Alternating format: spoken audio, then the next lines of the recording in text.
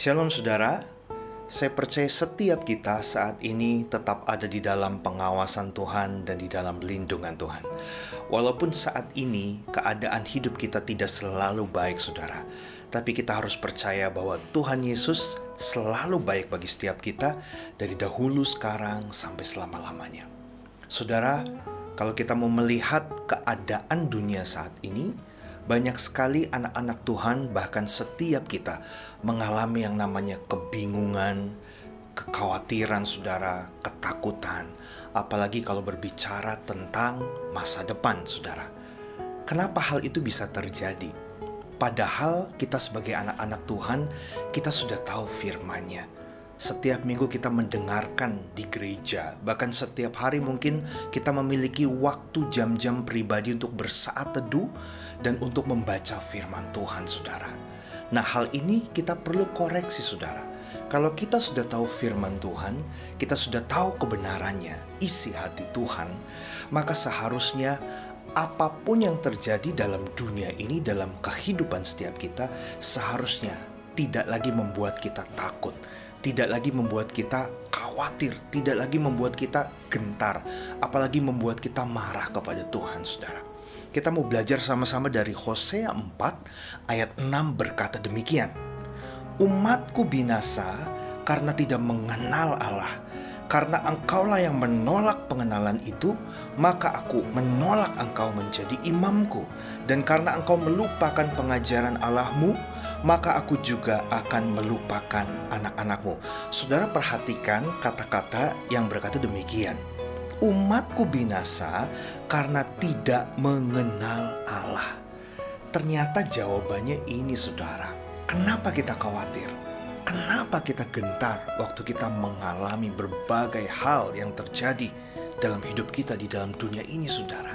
Kalau kita mau introspeksi diri kita saudara, ternyata sebenarnya kita ini belum benar-benar mengenal kehendak Tuhan saudara.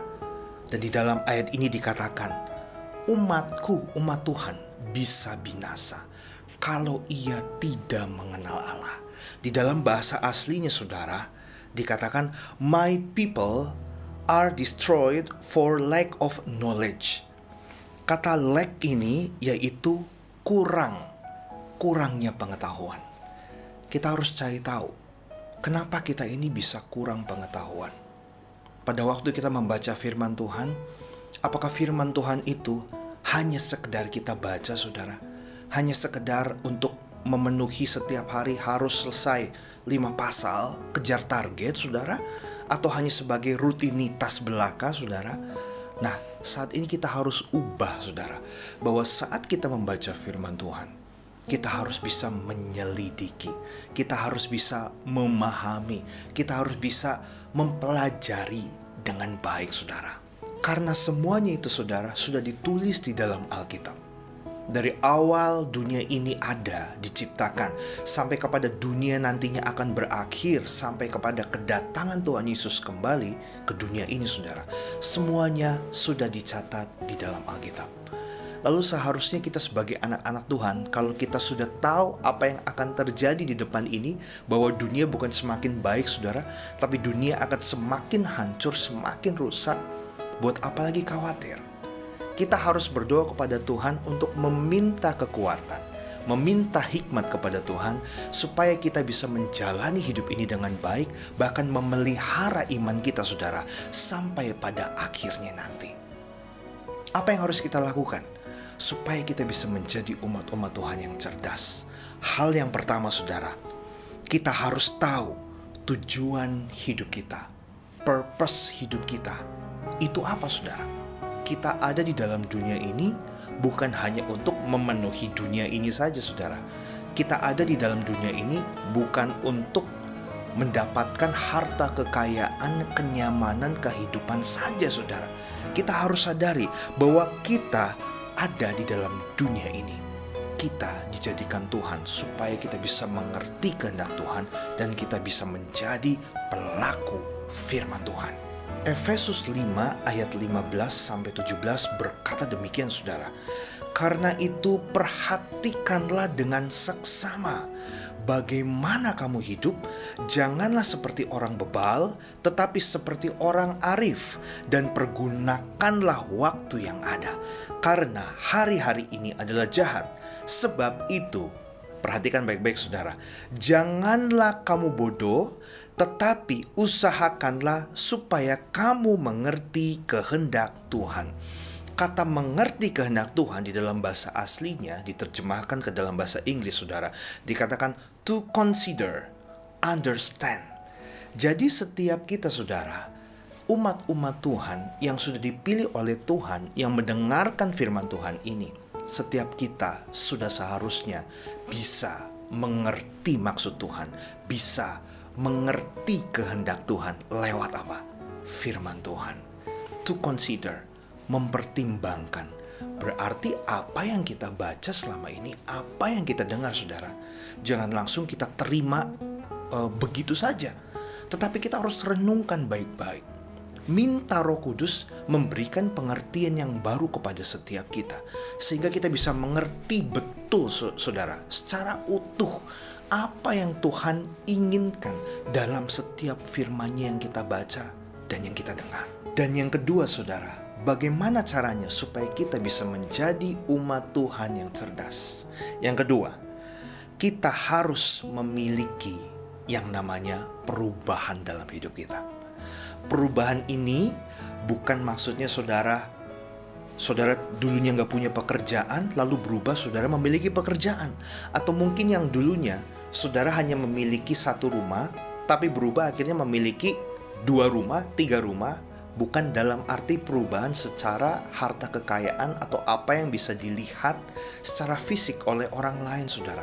Tetapi maksudnya adalah perubahan hati, perubahan karakter yang harus kita miliki, saudara. Dan tentunya perubahan karakter, perubahan hati ini harus didahului dari perubahan paradigma, saudara.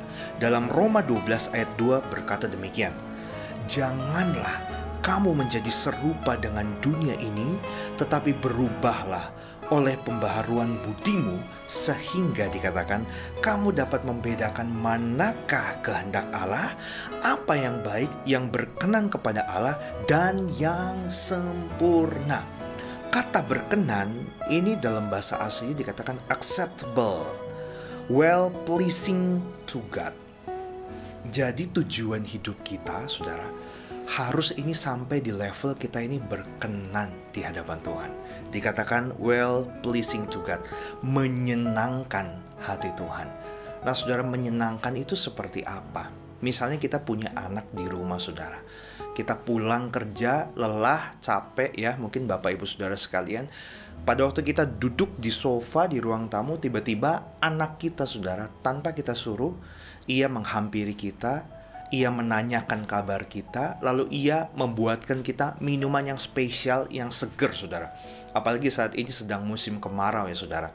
Nah, itu tentu kita akan senang, menyenangkan. Sikapnya itu mengetahui apa yang orang tua butuhkan. Nah, ini juga sama dengan keadaan kita sebagai anak Tuhan dan juga Tuhan kita, saudara. Tuhan mau kita ini bisa menyenangkan hati Dia, menjadi anak yang nyenengin hati Tuhan. Karena apa? Kita mau melakukan apa yang jadi kehendak Tuhan, tentu lewat firman Tuhan. Dan dikatakan dan yang sempurna. Sempurna ini adalah berbicara tentang karakter yang full, Bapak Ibu Saudara sekalian, yaitu sebagai pengikut Kristus yang sempurna. Jadi tujuan kita pada waktu kita membaca firman Tuhan adalah supaya semakin hari hidup kita disempurnakan, memiliki karakter Kristus. Nah, saudara, ini adalah goal daripada kekristenan, yaitu kita pengikut-pengikut Kristus. Karena itu, saudara, jadilah umat-umat Tuhan yang cerdas, terutama di dalam situasi seperti ini. Jangan takut, jangan bimbang. Yang pertama, saudara, tadi ingat, kita harus tahu tujuan hidup kita, purpose kita. Yang kedua, kita harus mengalami perubahan dalam hidup ini. Makin hari, makin disempurnakan. Sama seperti Yesus yang adalah sempurna. Dan saya percaya kita mampu memelihara iman kita sampai pada akhirnya Tuhan Yesus datang kembali yang kedua. Tuhan Yesus memberkati setiap kita.